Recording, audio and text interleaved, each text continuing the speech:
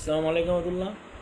আজকে আমি সিপিসি দেওয়ানি কার্যবিধি 1908 সালের আমরা এর আগে 40 পর্যন্ত আলাপ করছি। আজকে আদেশ 41 এবং বিধি বিধি 1 আদেশ 41 বিধি 1 নম্বর বিধি হচ্ছে আপিলের আঁকা ও মেমোরান্ডাম যা থাকতে হবে।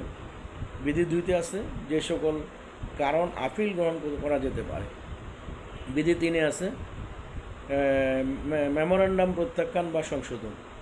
বিধি 4-এ আছে সকলের জন্য সাধারণ একটি সঙ্গত কারণ নির্ভর আপিল চললে কতিপয় বাদী বিবাদীর কোনো একজন সমগ্র ডিগ্রি পরিবর্তনের আদেশ লাভ করতে পারে। বিধি 5-এ আছে আপিল আদালতে কর্তৃক স্থগিত করা। বিধি 6-এ আছে আপিলকৃত ডিগ্রি জারির আদেশের ক্ষেত্রে জামানত। বিধি 7-এ আছে বাতিল। বিধি 8-এ আছে ডিগ্রি জারির প্রদত্ত আদেশের বিরুদ্ধে ক্ষমতা প্রয়োগ।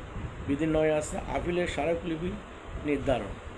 এটা হলো মূল ডিগ্রি থেকে আপিল, যেটা আদেশ 41 মাধ্যমে ডিগ্রি 9 আমরা বললাম।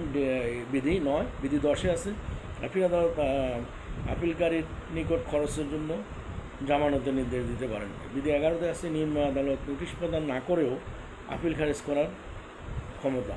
বিধি 12-তে আছে আপিল শুনানির দিন।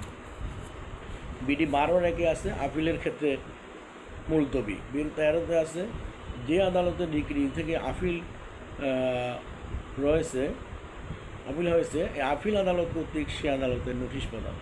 বিধি 14-তে আছে আপিল শুনানির তারিখে নোটিশ প্রচার করা ও জারি। বিধি 15-তে আছে নোটিশের সারবস্তু। বিধি 15-এতে আছে পরিচালনার অভাবে আপিল খারিজ হবে। বিধি 16-তে আছে শুরু করার অধিকার। বিধি 17-তে আছে আপিলকারী ত্রুটির জন্য আপিল খারিজ করা।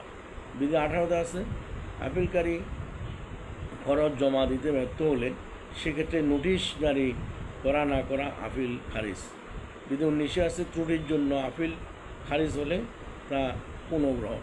বিধি 19-এর আছে সরাসরি আপিল পুনর্গ্রহণ। বিধি 20-এ আছে শুনানি স্থগিত করা ও স্বার্থ সংশ্লিষ্ট ব্যক্তিদেরকে উত্তরাদায় করার ক্ষমতা। বিধি 21-এ আছে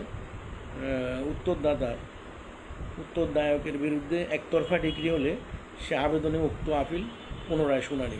বিধি 21-এর এতে আছে সরাসরি আপিলের পুনঃশুনানি। বিধি 22-এ আছে শুনানিকালে উত্তরাদায়ক ডিগ্রিতে আপত্তি দিতে পারে যেন সে স্বতন্ত্র